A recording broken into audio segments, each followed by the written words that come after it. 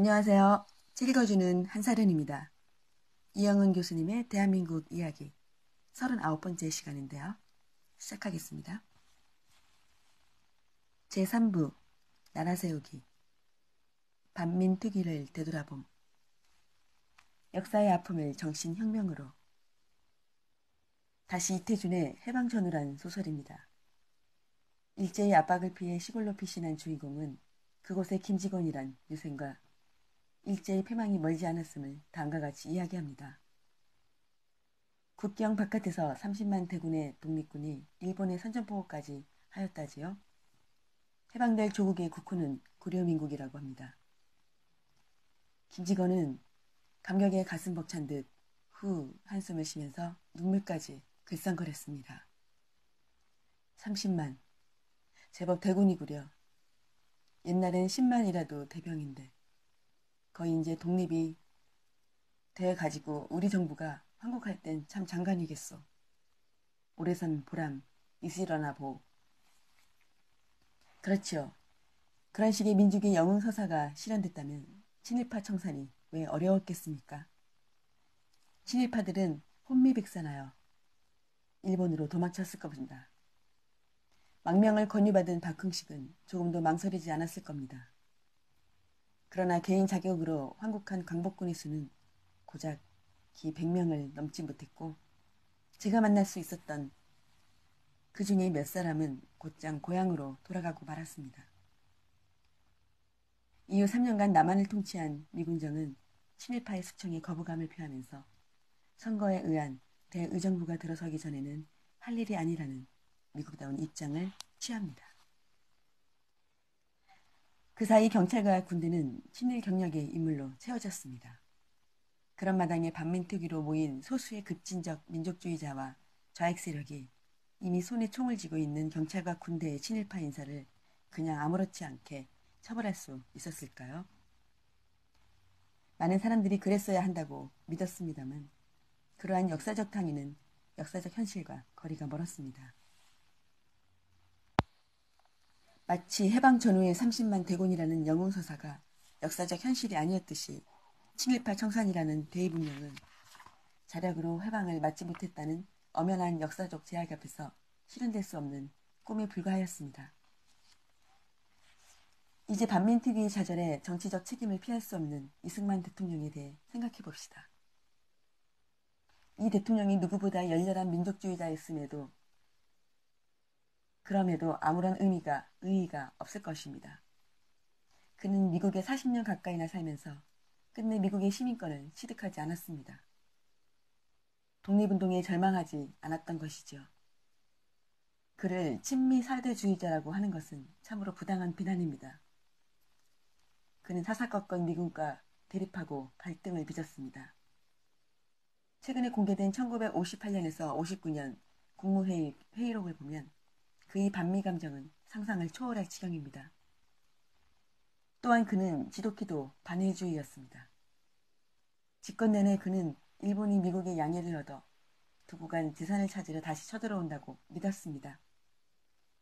그에 대비하여 그는 돈이 없어 해군을 만들 수 없는 처지에 민간 상선이라도 많이 만들어 주어야 한다고 강요들을 체근했습니다. 그렇다면 일찌감치 국내에 잔류한 친일파의 상징적 인물들을 극형으로 처리하는 편이 정치적으로 득책이라는 판단도 들었을 법합니다. 그럼에도 그는 끝내 친일파의 청산에 소극적이었습니다. 그는 해방 직후부터 민족의 무조건 대통합을 주장했습니다. 냉정한 현실주의자인 그는 자신의 정치적 우군이 일제와 협력한 근대화 세력이란 것을 잘 알고 있었습니다. 무조건 대통합은 그렇게 계산된 정치 기술이었습니다. 그런데 그것뿐이었을까요? 1949년 1월 반민특위가 활동을 개시하자 그는 될 수 있는 대로 신중하고 가볍게 처리해달라고 부탁하는 취지의 성명을 발표하면서 다음과 같이 이야기합니다. 우리가 우리의 힘으로 주권을 회복하였다면 이완용, 송병준 등 반역 원기를 다 처벌하고 공분을 씻어 민심을 안정케 했을 것인데 그렇지 못한 관계로 또 국제정세로 인하여 지금까지 실시를 연기하여 왔으나 그는 그렇게 우리 힘으로 주권을 회복하지 못한 역사의 아픔을 이야기했습니다.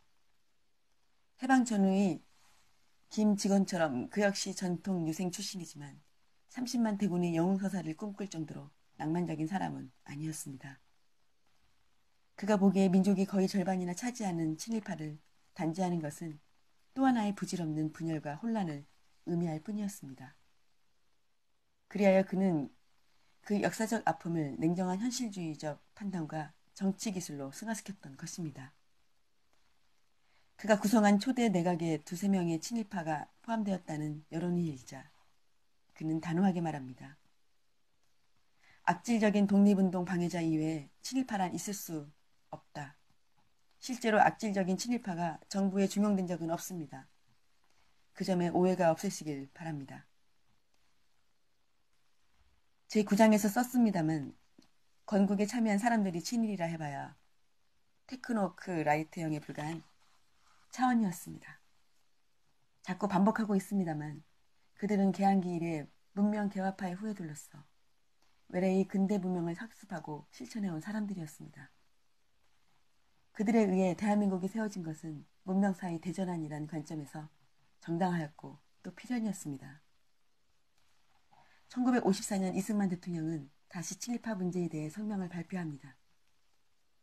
외정 때 아무리 고등관을 지닌 사람이라도 건국 사업에 참여하여 큰 공적을 세우면 그 사람은 이미 친일파가 아니요.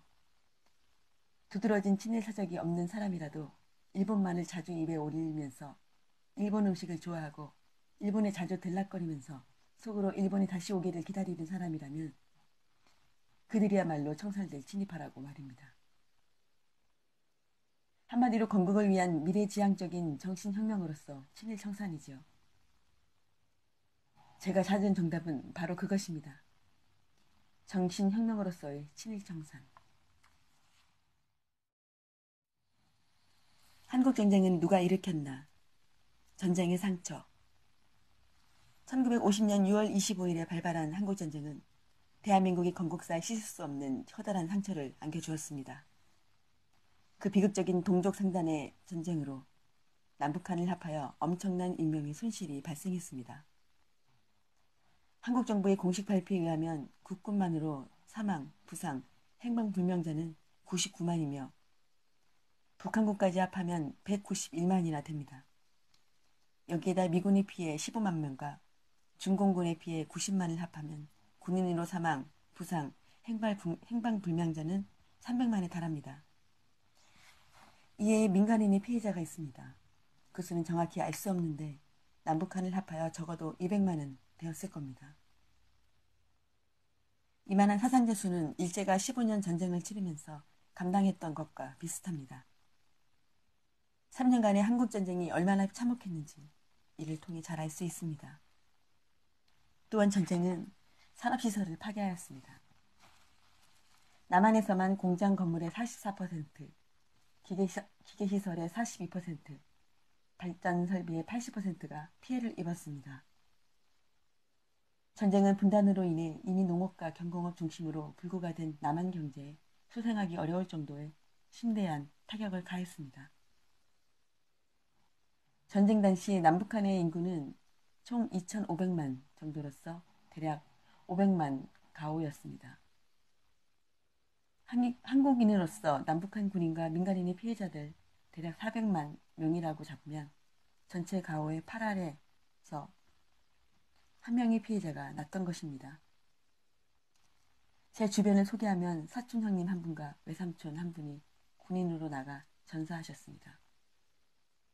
한 분은 평남 덕천 청천강 전투에서, 다른 한 분은 경북 안강 전투에서 돌아가셨습니다.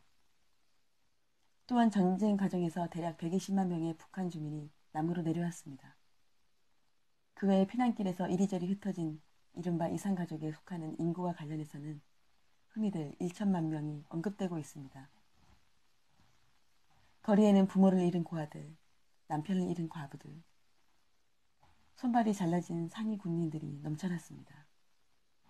고아와 가부와 상위 군인은 1950년대 슬픈 한국의 상징이었습니다. 전쟁은 이제 막 출범한 대한민국의 도덕적 정통성에 큰 흠집을 남겼습니다. 북한군의 갑작스런 침공으로 경상도 남부로까지 쫓겨난 정부는 마구잡이로 젊은이들을 전장으로 끌고 갔습니다. 전황이 워낙 급했던 탓이긴 합니다만 권력의 정당성을 담보할 공적 도덕과 명분에서 최소한의 조건도 갖추지 못한 채 젊은이들을 징발하였습니다. 피난 행렬을 세워놓고 젊은이들을 색출하여 끌고 갔습니다. 제 사촌 형님이 그러했습니다. 마을 사람들을 학교 운동장에 집합시켜놓고 무작정 끌고 가기도 했습니다. 학교 정문에 트럭을 세워놓고 등교하는 학생들을 차곡차곡 싣고간 경우도 있습니다. 밤중에 마을을 포위하고 가택 수색을 하기도 했는데 이를 두고 당시 경상도 사람들은 훌칙이라 했습니다. 그것도 공정한 것이 아니었습니다. 있는 집안의 자제나 대학생은 강제 징발의 대상에서 제외되었습니다. 끌려간 사람들은 대개 없는 집안의 자식들이었습니다. 그리고선 부질없이 치열하기만 했던 전장에서 의미 없는 죽음으로 소모되었죠. 동원의 실상이 그러했기에 보통 사람들의 기억에서 국가는 저 멀리 있다가 갑자기 나타나 사람들을 끌고 가는 폭력체에 불과했습니다. 사회의 정치적 통합체로서 국가가 사람들의 일상생활과 의식에서 질서나 가치로서 내면화하기가 어렵게 되었습니다. 한국전쟁이 우리 건국사에 안긴 그러한 부담은 지금까지도 여러 방면에서 쉽게 관찰되고 있습니다. 대한민국이 잘못 세워진 나라라는 인식이나 역사교과서의 언설을 그 대표적인 예라고 할 수 있지요. 전쟁의 와중에서 민간 사회는 사회대로 적지 않은 상처를 주고받았습니다. 그 지역적 범위와 피해 정도에 대해서는 짐작할 길이 없습니다만 수많은 마을에서 학살이 자행되었습니다. 학살이 전개된 양상은 대개 패턴화되어 있습니다. 인민군에 밀려 급하게 퇴각되는 군경이 보도연맹에 속한 전향 좌익들을 학살한 것이 도화선이 되었습니다. 혹자에 의하면 그 수가 전국적으로 근 20만에 달했다는군요.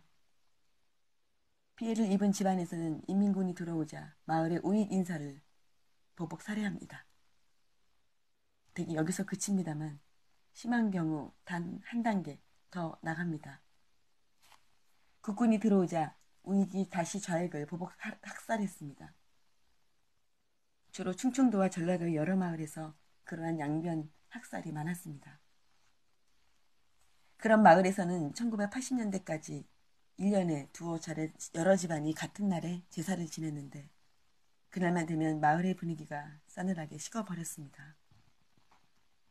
제가 다녀본 여러 마을 가운데 충남 논산군 선동면의 어느 마을이 그 한 예입니다. 18세기 이래 조씨 양문, 양반 가문이 지배하던 마을이었습니다. 1983년 조씨 가문의 종소는 양변 학살이 있었던 마을의 슬픈 역사를 제게 들려주었습니다. 그러면서 하는 말이 인상적이었습니다. 지나간 일로 마을이 계속 불화할 수는 없지 않느냐. 그 슬픈 역사를 절대 아이들에겐 전하지 말기로 하자. 이렇게 서로 다짐하였답니다. 그래서 가끔 원수의 집 아이들끼리 사이좋게 손을 잡고 학교를 다니는 것을 보지만 그래도 제3날만 되면 마을의 공기가 싸늘하게 식는다는군요. 여기까지 하겠습니다.